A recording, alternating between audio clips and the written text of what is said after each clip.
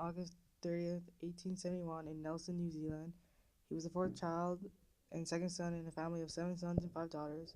In 1894, he received a scholarship for him to go to Trinity College at Cambridge as a research student under J.J. Thomson.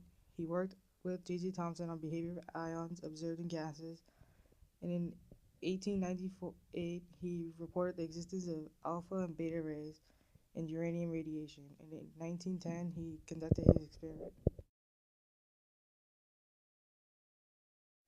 J.J. Thomson made the plum pudding model in 1904, thinking that's how the structure of the atom was.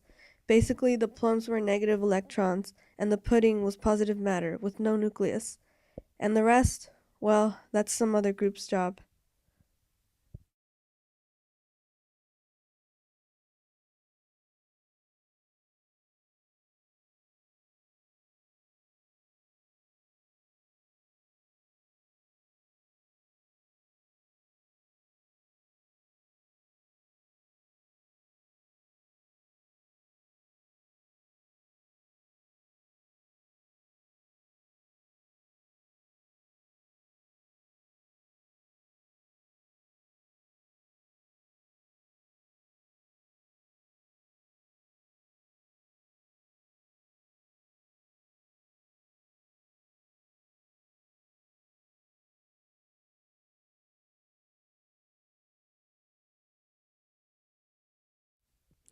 The results that Rutherford expected was that all the alpha particles would pass straight through the gold foil atoms.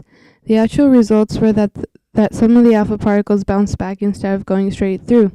He knew that the alpha particles bounced back because when they hit the detecting screen coated with zinc sulfide, the alpha particles will create a flash of light called scintillation.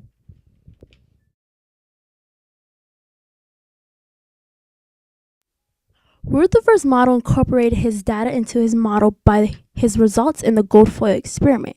When the alpha particles bounced back the way they came, it didn't make sense. So the only way his results made sense if he assumed that all the positive charges and almost all the atom's mass was constricted in a tiny lump called the nucleus, which causes particles to bounce back. He also assumed that the electrons orbit around the nucleus because not many of the atoms would hit the nucleus, making him think it consisted of a large amount of empty space.